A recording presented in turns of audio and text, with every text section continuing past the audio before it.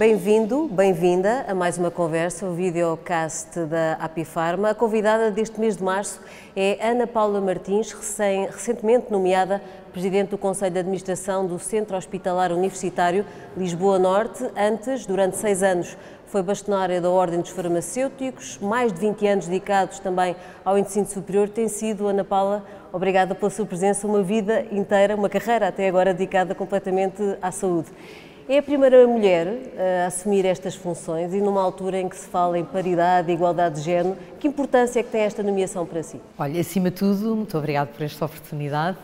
É uma grande responsabilidade porque este centro hospitalar e Santa Maria, a sua marca, digamos, mais conhecida, que integra também o Polivalente? Que integra também o Polivalente, já falaria um pouco disso, e também um hospital de enorme prestígio na área respiratória e que continua a fazer um trabalho absolutamente extraordinário. O facto de ser mulher e ser a primeira mulher a presidir a este centro hospitalar, eu diria que é uma, enfim, coincidência da vida, digamos assim, e a forma como o encaro é exatamente como encarei todos os desafios que me foram sempre colocados no caminho, com enorme responsabilidade, com sentido de dever, num centro hospitalar e em casas como estas, onde se faz a melhor medicina, ou da medicina que temos de maior qualidade ao nível nacional e internacional. E para mim é esse o significado que tem, naturalmente, que considero como cidadã e como mulher, considero que é muito importante que as mulheres possam, de forma, digamos, mais expressiva, fazer parte de grandes organizações e que possam ter, obviamente, merecendo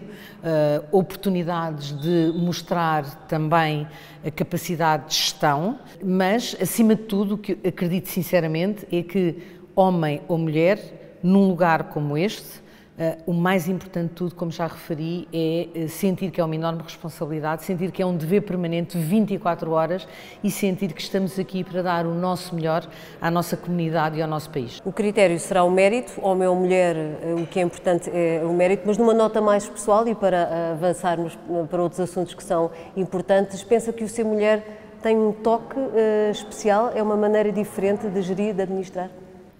Claramente, e no meu caso, nitidamente sim. Eu não sou propriamente conhecida por ter competências até hoje formais na área de gestão. Não passei uma parte da minha vida académica, foi dedicada à saúde, não foi dedicada a fazer um MBA ou a dedicar-me à gestão pura e dura, digamos assim, e portanto admito que sim, que aqui o que estamos a falar é de liderança, estamos a falar de uma liderança muito pela positiva, uma liderança que se pretende que seja transformadora e transformadora de muitos processos de gestão que precisam no século XXI de penetrar e de ser adotados nas nossas organizações. Uma liderança também que pense na proximidade e que pense nos afetos. É muito importante que na gestão de pessoas que produzem todos os dias muito daquilo que é a saúde em Portugal, ou seja, projetos de pessoas profissionais para pessoas, haja uma consciência de que aquilo que aqui se faz tem uma dimensão humana absolutamente determinante. Sem essa dimensão humana, seria completamente, a medicina que praticamos seria completamente diferente.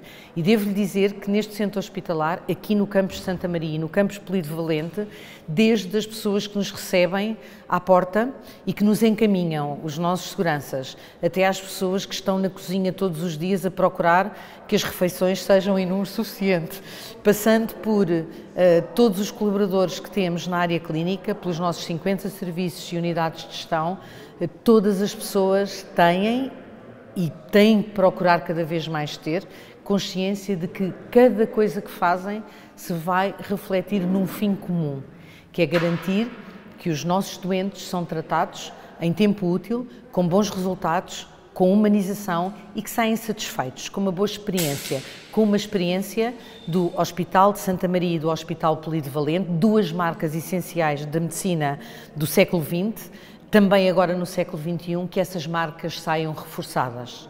Como a Ana Paula dizia, é que uma estrutura de grande envergadura, são mais de 7.000 pessoas que aqui trabalham todos os dias, desde médicos, enfermeiros, auxiliares, toda a estrutura que vai até carpinteiros, não é? Porque é uma estrutura grande, é uma casa muito grande. É um dos maiores centros hospitalares, a par com o São João no Porto. O que é que mais a surpreendeu nestes 2 meses desde que assumiu funções? Houve 2 coisas que me surpreenderam, se eu tivesse que escolher, 2 coisas que me surpreenderam muito. Uma pela positiva, uma pela negativa. Pela positiva, surpreenderam-me as pessoas. Nós temos pessoas únicas, temos equipas incríveis, extraordinárias, que há dezenas de anos vão passando e vão transmitindo de geração em geração aquilo que é, de facto, é muito mais do que um conceito, é uma prática, como eu já referi, de medicina de excelência. Aqui persegue-se e prossegue-se a excelência, preserva-se aquilo que há de melhor, na prática da medicina. E isso, para mim, eu tinha essa ideia, eu estudei muito aqui ao pé, não é? E, portanto, eu tinha essa ideia, mas viver isto no dia-a-dia, nestes 2 meses, visitar os serviços, não visitámos ainda todos, ainda vamos, nem 1/3 conseguimos visitar, mas mostrou-me claramente o apuramento, a solidez, a robustez que a medicina que aqui se pratica representa. Pelo lado negativo, práticas de gestão completamente desatualizadas, práticas de gestão anquilosadas, práticas de gestão que não evoluíram no tempo. Muito papel, muita burocracia, muitas coisas que algumas, sem dúvida, são decorrentes daquilo que é o nosso Estado. O nosso Estado é um Estado burocrático. Eu costumo dizer que não é um Estado amigo do cidadão, porque os serviços têm, digamos, temos ainda leis que não estão adaptadas àquilo que é a complexidade do século XXI. É preciso desmaterializar, como aconteceu, por exemplo, com as receitas. Sem dúvida, sem dúvida. Nós precisamos de ter, portanto, de desmaterializar processos, mas não é só desmaterializados, não é só digitalizar processos, é ter uma mente, uma cultura também de simplificação daquilo que não acrescenta valor. Eu vou dar um exemplo.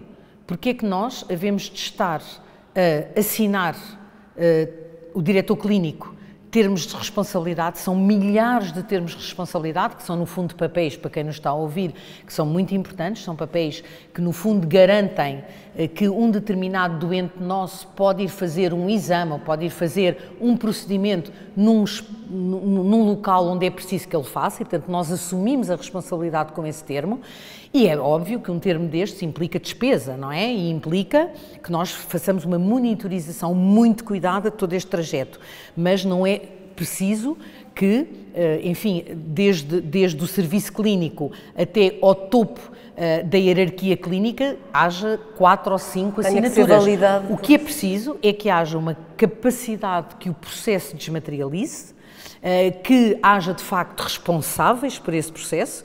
Nós temos isso, enfim, no dia-a-dia, quando um médico faz uma prescrição de um medicamento ou de um meio complementar diagnóstico, o que está a fazer é assumir uma responsabilidade clínica.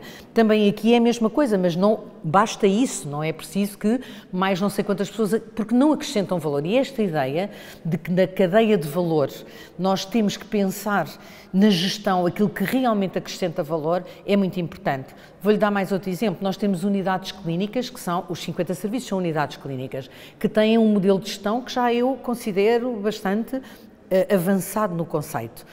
Temos o diretor de serviços, temos o coordenador da enfermagem e temos um administrador hospitalar. Esta tríade virtuosa da gestão, não é, tem que se ocupar a pensar nos planos de ação e a pensar naquilo que é a estratégia de desenvolvimento desta clínica, destas clínicas, que algumas delas são clínicas universitárias, portanto estamos no seio de uma universidade e num campus de conhecimento. É isso que as pessoas que têm que fazer a gestão estão aqui para fazer, para dialogar depois connosco no Conselho de Administração, para assumirmos em conjunto uma responsabilidade anual de produção, mas também do desenvolvimento do hospital no âmbito do campus. Não estamos aqui para passar os dias, no fundo, a ver papéis ou a responder a e-mails. E eu digo isto porque esta cultura de gestão muito hierarquizada, uma cultura de gestão em que dependemos do Ministério da Saúde, às vezes, para autorizações de recrutamento de recursos humanos que ficam numa plataforma meses e anos interminavelmente, é insustentável no Serviço Nacional de Saúde e no sistema de saúde. Assume funções numa altura em que os tempos de urgência, de espera nas urgências, é elevado em vários hospitais. Como é que se resolve este problema? Ou melhor, como é que se começa a resolver este problema? Por onde é que se começa? Em primeiro lugar, assumindo de maneira verdadeira e frontal com a nossa comunidade, com as nossas pessoas, com a nossa população, de que uma grande parte das pessoas que vêm até nós, porque não têm outras soluções, não deviam estar aqui, na urgência. Porquê é que estão? Estão porque não têm outras soluções. As chamadas falsas urgências. As chamadas urgências, muitas vezes em situações, é verdade, agudas, que não precisariam de ser resolvidas aqui. Mas as pessoas vêm aqui porque é a solução que têm.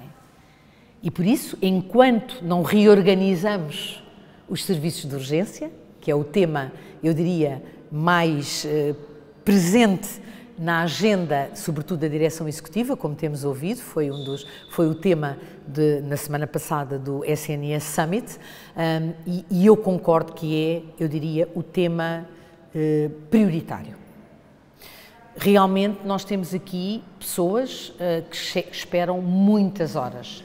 Aquilo que nós chamamos na triagem de Manchester, que no fundo prioritiza, não atribui um diagnóstico, como sabemos, mas prioritiza as situações em termos da sua urgência de intervenção, e nós temos verdes, temos azuis, pessoas que deviam ser recebidas nos nossos cuidados de saúde de proximidade, sejam eles os centros de saúde, em algumas situações, os nossos hospitais de proximidade, que têm uma importância extraordinária na rede do Serviço Nacional de Saúde e acabam, até em algumas situações, aquilo que nós chamamos os amarelos são situações muito diversas, mas são situações que requerem já estão numa fase em termos de priorização de intervenção maior e é muito importante que haja este trabalho agora da reorganização das urgências, que eu não sei se é questão da urgência metropolitana, isso levaria a uma conversa mais profunda, possivelmente não sou eu a pessoa certa para a ter, mas há uma coisa que é certa, nós temos que ter, daquelas 16 medidas que saíram do Summit, claramente hospitais de fim de linha, hospitais muito diferenciados, hospitais de urgência polivalente, e eu chamo a atenção para isto, hospitais que têm como responsabilidade ser a porta de entrada do politrauma, isto é muito importante, porque é aquilo que só se pode fazer em hospitais como Santa Maria, como São José e a parte, por exemplo, dos queimados, que só hospitais muito diferenciados podem ter e que são uma rede a nível nacional, essas áreas sim, no fundo, que constituem aquilo que nós chamamos a urgência que deve ser referenciada, têm que ser o nosso foco. As outras áreas que, enfim, podem ser e devem ser encaminhadas, quer obviamente sempre com o apoio do SNS 24 e com a teleconsulta que agora também se está a preparar, com os serviços de atendimento, já tivemos no passado serviços de atendimento permanente nos centros de saúde, para isso obviamente também temos que olhar para os recursos que são necessários nos centros de saúde. Ouvimos no Summit um médico, especialista em medicina geral e familiar, que faz urgência e que faz também consulta no centro de saúde, exatamente a falar de uma forma muitíssimo clara sobre os constrangimentos e a necessária redefinição para ultrapassar estes constrangimentos, a resposta que as pessoas precisam ter pelo menos no dia a seguir. Uma pessoa que vem aqui à urgência de Santa Maria, mesmo que seja um azul e um verde, pode esperar aqui às vezes 12 horas, 16 horas, nós neste momento já temos um processo de, se a pessoa aceita, portanto temos já uma ligação com o nosso ACES Lisboa Norte, mas que tem que ser ainda mais melhorada e tem que haver recursos também do lado de lá, do centro de saúde. Portanto, os centros de saúde têm que ser dotados de recursos, quer humanos, de equipas de saúde familiar e também de alguma capacidade resolutiva. O que é que eu quero dizer com isto? Meios complementares de diagnóstico que também possam ser ajudados a resolver as questões mais imediatas, para que elas não tenham que vir, como eu dizia, para hospitais muito diferenciados, como este onde estamos. Como dizia, a primeira maneira de resolver o assunto é admitir que existe, mas também aquilo que nos está a dizer é que são reformas estruturais que levam o seu tempo. Voltando ao período de 2 meses que assumiu funções, num momento particularmente exigente no setor da saúde, há um Conselho Executivo do SNS que tomou posse, por outro lado há uma classe médica e de enfermeiros que mostra algum cansaço, digamos, da vida profissional, que é naturalmente exigente. O seu papel é determinante porque está aqui no meio destas duas, de uma organização e de uma classe profissional. Qual é a sua percepção? Olha, é verdade que a altura é muito sensível e eu diria que o sistema, neste caso o Serviço Nacional de Saúde, está frágil.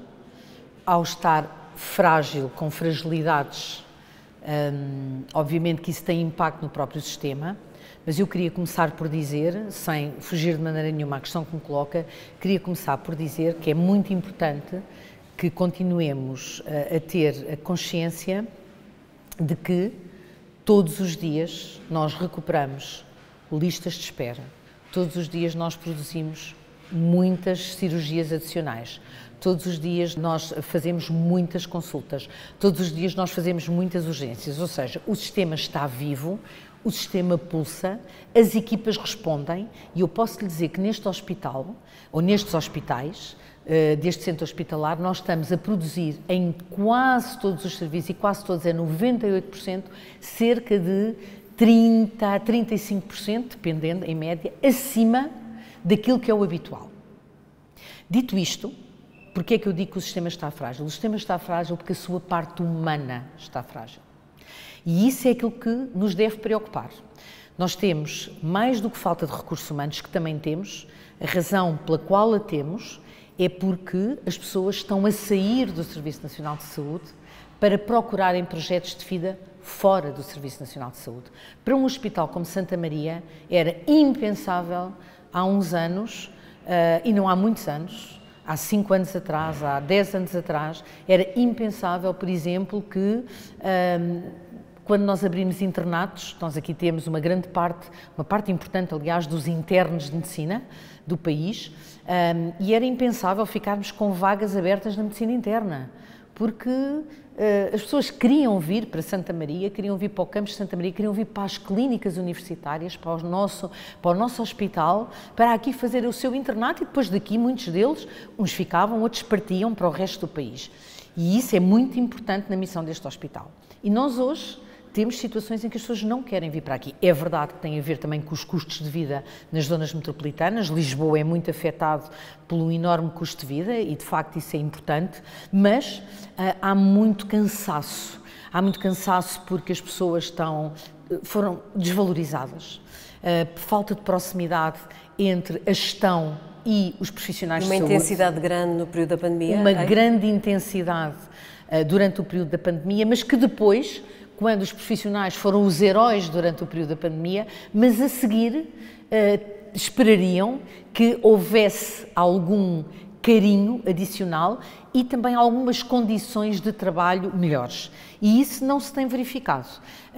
E, portanto, o trabalho que temos que fazer, claro que há áreas deste trabalho da recompensa dos recursos humanos que não dependem de quem administra os hospitais, dependem daquilo que é a negociação entre os órgãos representativos, os sindicatos e o governo, neste caso, mas aquilo que nos compete a nós, na nossa perspectiva deste Conselho de Administração, é, em tudo, ser capaz de, a palavra é confiança e flexibilidade, tudo aquilo que dependa de nós, administração, sermos capazes de viabilizar, sermos capazes de responder às necessidades, sermos capazes de voltar a dar confiança às equipas. Isso que está a dizer leva a uma outra questão que está intimamente relacionada, que é, uma das críticas que se faz é que os problemas dos hospitais estão na cúpula, no Conselho de Administração, na gestão. Que autonomia é que lhe é dada no dia-a-dia para essa flexibilidade que identifica como necessária para a gestão de uma estrutura desta envergadura? Há aspectos em que nós precisávamos ter mais flexibilidade, desde logo na contratação de recursos humanos. Não é aceitável que nós estejamos neste momento ainda, por exemplo, mas isto é habitual, à espera de perceber exatamente, temos os planos portanto, de atividades para 2023 e eles estão a ser agora aprovados, mas pelo menos temos planos já e temos contratos. A Direção Executiva do Serviço Nacional de Saúde fez questão, quando aqui chegámos em fevereiro, já tínhamos o nosso contrato de programa assinado, que não era uma coisa habitual e, portanto, esse aspecto é muito positivo. Acredito que agora, nos próximos 2, 3 anos, teremos também os planos de atividade mais céleres a serem aprovados, mas eu não consigo conceber como é que centro hospitalar como este, que tem um orçamento acima dos 500 milhões de euros, não tenha, por exemplo, flexibilidade total na contratação de recursos humanos. Ou seja, nós precisamos muito dessa flexibilidade, não podemos estar meses à espera de autorizações, sobretudo saber qual vai ser o plano que nos é aprovado. Agora temos aqui alguns aspectos muito positivos que, sobretudo por causa da reestruturação dos serviços de urgência, nos estão a ser dados a possibilidade de atrair algumas áreas, digamos, médicas que dão apoio à urgência para podermos recrutar e atrair jovens internos, jovens talentos que podem ficar connosco. E este é o modelo que nós temos que seguir no futuro. E, portanto, essa parte da autonomia nos recursos humanos, também, por exemplo, a parte da autonomia em termos de investimentos, também é importante, os tais planos plurianuais, que tanto falamos, é muito importante que os tenhamos e que sejam para cumprir. Também é muito importante, por exemplo, veja, nós estamos com uma inflação acima dos 2% em todos os nossos prestadores, todos os nossos contratos e, na verdade, tudo o que seja prestação de serviço acima dos 2% tem que ter uma autorização governamental. Na minha perspectiva, isto não faz sentido. Eu até consigo compreender, enfim, quem tem que administrar as finanças deste país, que tenha que fazer algum controle, mas gestores de topo em qualquer organização precisam de ter, porque são responsáveis, sob o ponto de vista civil e criminal, portanto, têm que ter essa capacidade de poder fazer uma gestão que seja uma gestão flexível e essa flexibilidade não existe. Mas também lhe devo dizer outra coisa. Devo-lhe dizer também que há muita coisa que depende dos conselhos de administração e que muitas vezes me parece que a desculpa era a tutela, porque nós já estamos aqui. Vou-lhe dar um exemplo muito concreto. Nós temos aqui áreas da medicina que aqui praticamos que podem perfeitamente ser, e agora com modelos híbridos, até são aconselháveis poderem ser feitas em regime híbrido, digital. Ora, isso depende, a autorização destes recursos humanos poderem estar à distância a fazer, portanto, esse trabalho, depende do Conselho de Administração. E é algo que, sobretudo com uma taxa de feminização como nós temos na saúde, onde muitas senhoras, muitas mulheres também, enfim, também querem ter a sua família, querem ter filhos, tal como os homens também, portanto temos situações de parentalidade, são grupos muito jovens e essas autorizações, obviamente, sempre que possível, podem ser dadas por nós. Muitas vezes os conselhos de administração acho que se refugiam também um bocadinho daquilo que tenho visto na questão de a tutela deixa ou a tutela não deixa, ou a ACSS deixa ou não pode, ou é. E eu acho que aí também temos que ser desafiadores, temos que ser, obviamente, temos de cumprir sempre a lei, se não está minimamente em causa, mas temos que ser capazes também de assumir os riscos que a gestão de uma organização tão grande e complexa como esta nos convoca a ter. Para além das dimensões que já foram referidas, a prática médica, o ensino e também a formação, sendo este um centro universitário de excelência, que espaço há para a promoção da investigação, para ensaios clínicos ou parcerias nesta área? Há todo o espaço. A atração de investigação clínica é uma prioridade deste centro hospitalar, do campus de Santa Maria e do campus Polivalente. Temos um centro de investigação clínica, estamos a reforçá-lo em parceria com aquilo que nós chamamos aquilo que nós somos, que é o Centro Académico de Medicina de Lisboa e em conjunto com a Faculdade de Medicina e com o Instituto de Medicina Molecular João Lobo Antunes, temos projetos muito importantes na área da investigação clínica e também com muitos outros centros do conhecimento que aqui no campus se dedicam à investigação clínica. Para nós é uma prioridade, não há inovação na prática da medicina sem investigação clínica. Estamos muito apostados em ser cada vez mais eficientes, atrativos, até porque isto faz com que consigamos atrair recursos humanos altamente qualificados, não só na ciência, para o ensino, mas também para a prática da medicina. Sem inovação, sem ensaios, não há saúde.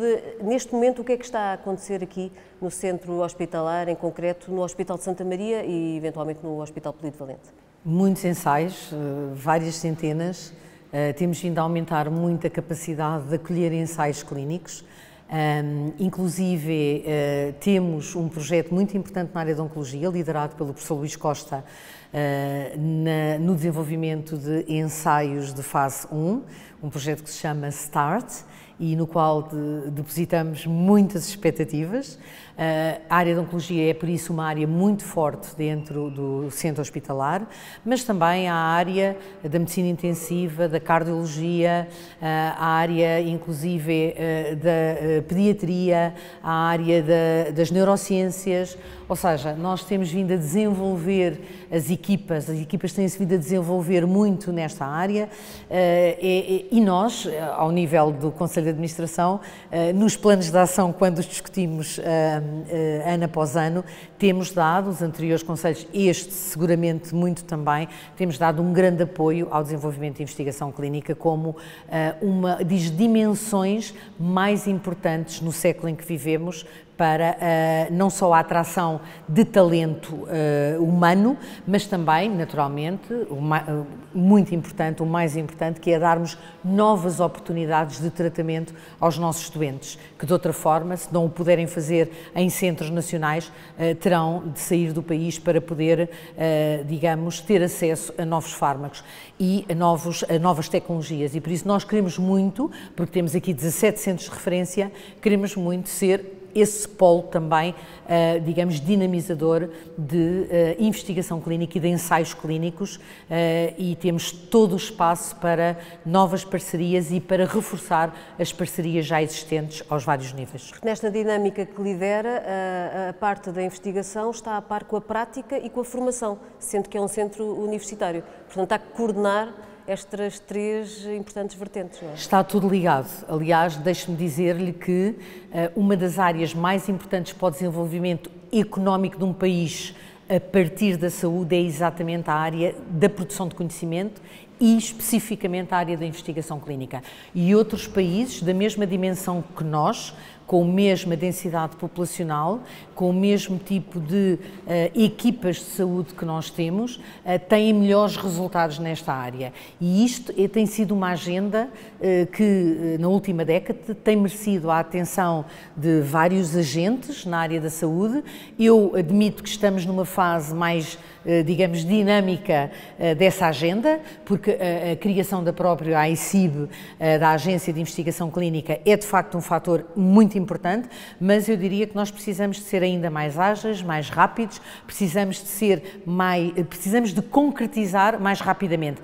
Para isto não é indiferente a capacidade de agregarmos, de estabelecermos consensos, de sermos capazes de interrelacionar, sermos capazes de congregar esforços de todos os players na área da saúde e deixarmos de desassombrarmos a nossa ação com a ideia de que as parcerias são parcerias para o desenvolvimento. Portanto, nós temos a porta totalmente aberta a todos os players privados na área da saúde que connosco possam garantir um futuro melhor para o nosso centro hospitalar. E a que país é que se refere? Refere-se, por exemplo, do norte da Europa? Que também são mais ricos? Sim, refiro-me, por exemplo, à Bélgica, que todos sabemos que tem melhor desempenho, refiro-me à vizinha Espanha, que também, por 1 milhão de habitantes, tem melhor desempenho em termos de ensaios clínicos de nós, até aos países de leste, não é, que nos começam a ultrapassar a grande velocidade se nós não olharmos bem se não aliarmos bem a nossa capacidade de atrair e de recrutar,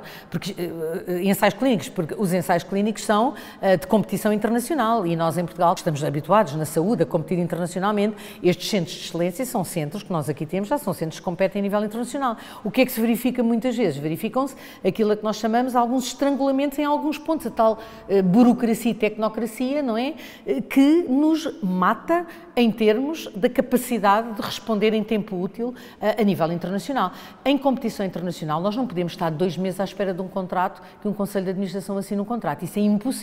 Isso tem que ser feito no momento, não é? Tem que ser bem planeado, mas depois tem que ser concretizado. E por isso é que eu digo que temos que ser mais velozes, temos que ser mais flexíveis, temos que desburocratizar e temos que perceber que a investigação clínica e os ensaios clínicos são uma rota de desenvolvimento. E são uma rota de desenvolvimento porque tratamos melhor os nossos doentes, porque somos capazes de formar melhor os nossos médicos e as equipas clínicas e porque conseguimos também, dessa maneira, financiar, sim, aquilo que é o desenvolvimento do nosso sistema de saúde e do nosso Serviço Nacional de Saúde. Uma componente importante, e sem a qual não existiam os hospitais, tem a ver com os doentes. Nos hospitais privados as administrações procuram ter uma informação permanente sobre o grau de satisfação dos doentes e acompanhantes. Eu perguntava-lhe se num grande hospital como este, Santa Maria, isso é possível. Como comunicam e passam informação útil aos restantes serviços? Não é possível e é uma falha. Ou seja, nós devíamos sim ter, além do Gabinete do Cidadão, que nos traz as reclamações e os elogios, que também recebemos, umas e outras, nós devíamos ter um sistema de monitorização da satisfação dos nossos utentes. Para terminar, foi durante 6 anos, de 2016 a 2022, bastonária da Ordem dos Farmacêuticos. Que experiência, que conhecimento lhe estão e vão ser úteis para estas funções agora?